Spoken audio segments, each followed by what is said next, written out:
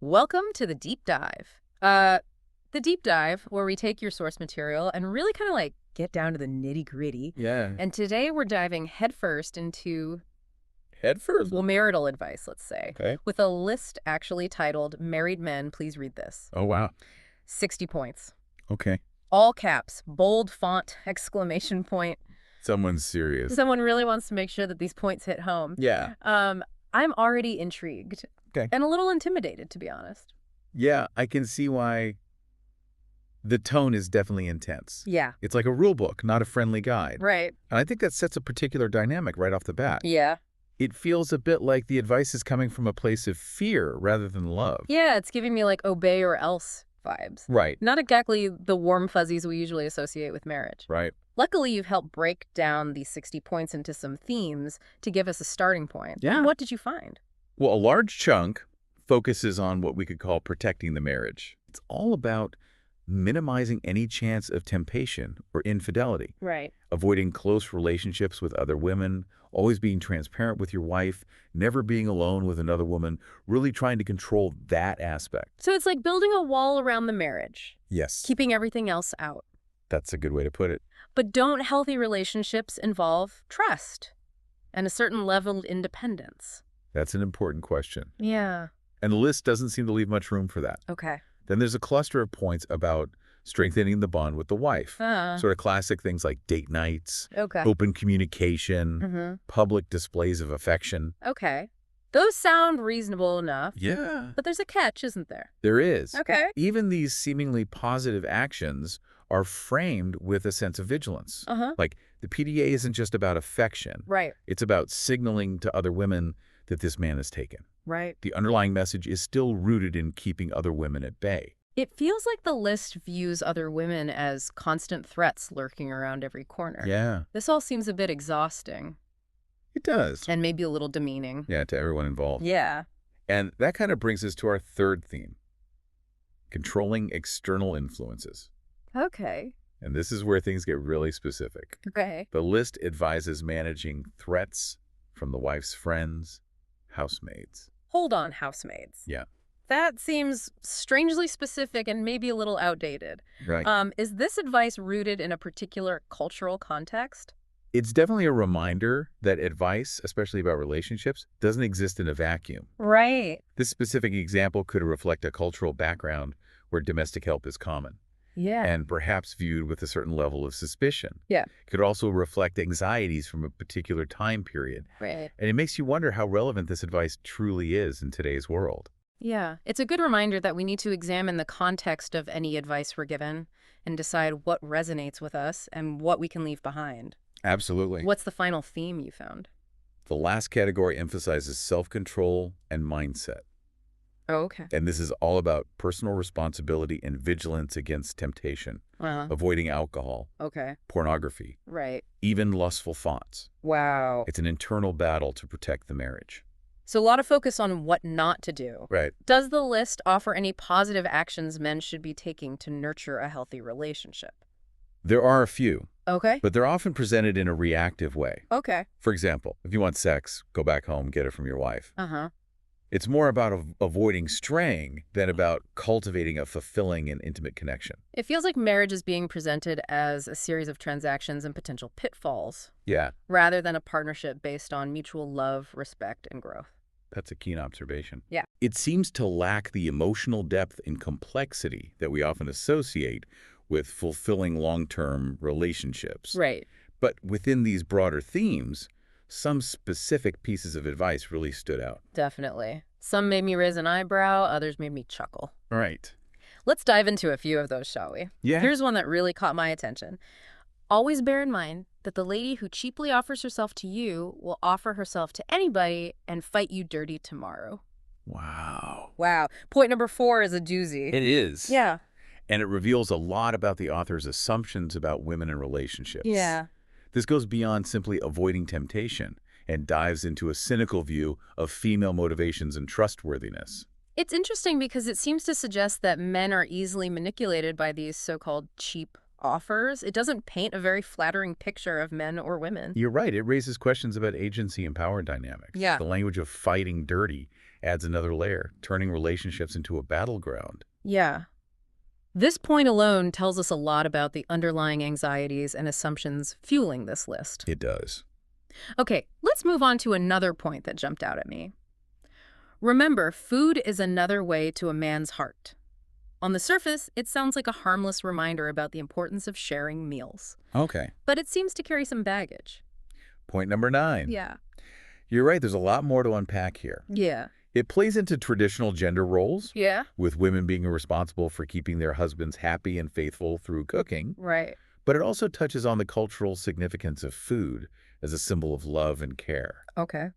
Food can create a sense of connection and intimacy, Sure. but this advice seems to imply a one-sided responsibility for that. It makes you wonder, is it really about the food?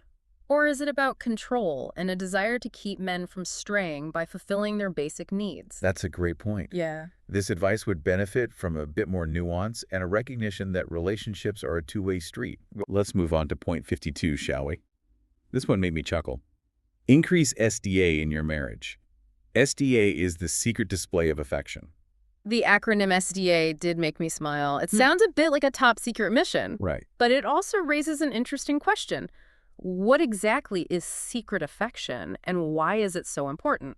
Especially since the list also mentions FDA, Right. family display of affection, Yeah. and PDA, public display of affection. Right.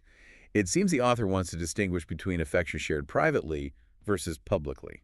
So, is SDA about fostering a deeper connection with your partner away from the prying eyes of the world? Uh-huh. A way to make your spouse feel special and prioritized? That's one way to interpret it. Okay. It could also be a way to reinforce the idea that the marital bond should be paramount, Yeah. even above family or social connections. Right. It makes you wonder if this need for secrecy stems from insecurity within the relationship or a fear of outside influences. Okay, last one for now, and it's a heavy hitter. The enjoyment is just 8 seconds.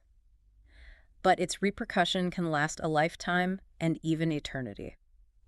Point 26 is laying down the law. 8 seconds. It's a stark contrast. Yeah. This point reveals a lot about the author's views on sex, Yeah. morality, and the potential consequences of straying from the prescribed path. It reduces infidelity to a purely physical act, Yeah. a fleeting moment of pleasure, Yeah. with potentially eternal consequences. It feels like a scare tactic, It does. designed to make men think twice about even entertaining the thought of infidelity. It definitely plays on fear and shame, Yeah. which ties back to the list's overall tone of control and avoidance. Yeah. It's about adhering to a rigid moral code, and the stakes are incredibly high. Right. But this brings up a bigger question about the list's underlying assumptions and values. Yeah. What is it really saying about marriage, about men and women, about trust and temptation? That's a question worth exploring. And it might help us understand not only this specific list, Right. but also the broader cultural anxieties that shape our views on relationships and commitment. That's what I'm really curious about. Okay. We've touched on some specific examples, but what's the bigger picture here? Right. What are the unspoken messages embedded within this list? That's a question we should dive into in part 2. Let's do it. We'll be right back. So this list isn't just a random collection of do's and don'ts. Right. It kind of offers a glimpse into a particular worldview, a set of beliefs about what marriage should be. Okay, so let's put on our analytical hats for a minute. All right. What does this list tell us about how the author views men and women's roles in marriage and in society as a whole? Well, the list definitely operates from a traditional perspective. Right. Men are the protectors and providers, responsible for safeguarding the marriage, Okay. primarily from outside threats, specifically other women. And women. Yeah. They're the ones needing protection. Right. But also the potential source of temptation. It's a bit of a catch-22, isn't it? Exactly. It's a double bind where women are simultaneously idealized as wives and mothers, Right. but also seen as potential threats to the marital order. Yeah. This leads to that dynamic of suspicion and control that we talked about earlier. So men are constantly on guard, avoiding any level of intimacy with other women. Yeah. But does this kind of hypervigilance really foster trust within the marriage? If a husband is constantly policing his interactions, is he truly trusting his wife? That's a great point. What about the wife's perspective? Right. If she knows her husband is following this strict code of conduct, Mm. will she feel respected as an equal partner, or will she feel like she's not trusted? Right. This kind of advice could easily backfire and lead to resentment rather than genuine connection. It seems like a recipe for tension and insecurity on both sides. It can be. Yeah. We've talked about gender roles and trust, Yeah. but is there a larger cultural or religious context at play here? Megan, Does this list reflect a particular belief system? it's hard to say for certain without more information, but certain elements do resonate with conservative religious views on marriage and sexuality. Okay. The emphasis on avoiding temptation, Right. the black and white morality surrounding infidelity, Ah. even the language of repercussions lasting for eternity. Right. All of these kind of suggest a belief system with very clear boundaries and consequences. It's interesting that the list doesn't address important issues like communication, Yep. conflict resolution, or emotional intimacy. Right. It's all about external behavior, not the internal work that goes into building a healthy relationship. It seems to view marriage as something to be managed and protected, Right. rather than a dynamic relationship that requires ongoing effort and growth from both partners.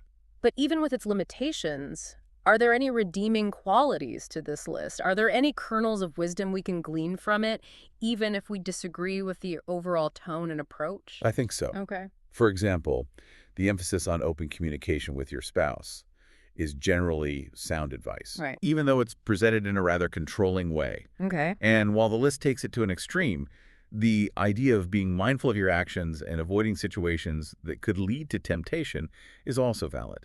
So maybe it's not all bad, just a bit heavy-handed in its delivery. It's a reminder that even advice that feels outdated or problematic can contain some truths, as long as we're willing to sift through it with a critical eye. Exactly. It's a good reminder that we should always critically evaluate any advice we receive and consider it within the context of our own values and beliefs. This deep dive has been an interesting exercise in dissecting not just a list of marital advice, but also the broader societal norms and anxieties that shape our views on relationships. It has been. But let's shift gears for a moment. If we were to create our own list of advice for a fulfilling and lasting relationship, what would be our top recommendations? What are the non-negotiables? That's a great question. I think open and honest communication is essential. Okay. It's not just about talking, but also about listening to your partner Right? and trying to understand their perspective, Yeah, even when it differs from your own. I agree. Communication is key. Along with that, I think empathy is crucial. Yeah. Being able to put yourself in your partner's shoes and understand their feelings, Right. even if you don't agree with them, is essential for building a strong connection. Empathy is the foundation of any healthy relationship. Mm-hmm. And building on that foundation, I think mutual respect is key. Okay. Treating your partner as an equal, valuing their opinions and contributions, and recognizing that you're a team Yeah, working together towards shared goals. absolutely. Communication, empathy, and respect, a pretty solid foundation for any relationship, wouldn't you say? I agree. And to build on that foundation, I think it's important to prioritize quality time together, Okay. making space for shared experiences. Yeah. Whether it's a romantic dinner, Hmm. a weekend getaway, or even just cuddling on the couch and watching a movie together. It's so easy to get caught up in the hustle and bustle of daily life and let those moments slip away. But those shared experiences, big and small, are what create those lasting memories and strengthen the bond between two people. You're right. And finally, I think it's essential to remember that relationships take effort. Yes. They're not static, they're dynamic, and they need to be nurtured and cared for just like any living thing. So it's not just about avoiding the negative, but about actively cultivating the positive. It's about putting in the work to create a relationship that thrives. Exactly. A relationship that's built on mutual trust, respect, and a shared commitment to growth. We've covered a lot of ground in this deep dive, from analyzing the specific list of marital advice to exploring the broader themes of communication, empathy, and respect in relationships. We have. We have examined what to avoid and what to cultivate. But now we want to hear from you. What stood out to you the most in this conversation? Yeah. And if you were to create your own likely advice for a strong and healthy relationship, what would be your top recommendations? We encourage you to continue exploring these ideas and having open conversations about relationships with your loved ones. We've spent a lot of time dissecting what this married men, please read this, list gets wrong, but is there anything it might actually get right? That's a good question. It's easy to get caught up in the more problematic aspects.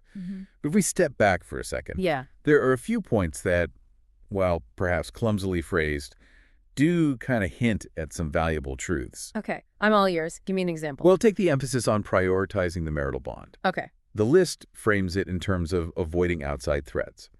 But the core idea of making your relationship with your spouse the primary one is important. So it's about recognizing that this relationship is unique and deserves special attention. Exactly. It doesn't mean cutting off all other relationships, as the list sometimes seems to imply. Right. But it does mean being mindful of how you nurture and protect that connection with your partner. Making sure you're both on the same page, Right. that you're a team. Right. And this ties into another point the list touches on, albeit indirectly. Okay. The idea of shared values and goals. Ah, so being aligned on the big things in life. Yes. Having a shared vision for the future. The list focuses on avoiding specific behaviors. But underneath that is this importance of having a shared moral compass, a sense of what truly matters to both of you as a couple. And that's something that applies to any strong relationship, wouldn't you say? Whether it's a marriage, a close friendship, a family unit, having that shared foundation of values is key. Absolutely. It's the bedrock of any lasting connection. So maybe that's a key takeaway from this deep dive. Even if this particular list isn't your cup of tea, the underlying idea of being intentional about your relationships, aligning on values, and prioritizing those connections is something we can all learn from. I agree. Because ultimately, building a successful relationship isn't about following a rigid set of rules. Right. It's about understanding what truly matters to you and your partner and creating a dynamic that reflects those shared values. Well said. I think we've officially squeezed every last drop of insight out of this married men please read this list. I believe we have. And hopefully our listeners have come away with some food for thought, even if it's about what not to do. Sometimes, examining the less than ideal examples can help us clarify what we actually want in our own lives and relationships. Absolutely. So to our listener, thank you for taking this deep dive with us. We hope you've gained some new perspectives on relationships and what it takes to create lasting connections. And remember, the conversation doesn't end here. Keep exploring, keep questioning, and keep those conversations flowing with the people you care about most. Until next time, happy diving.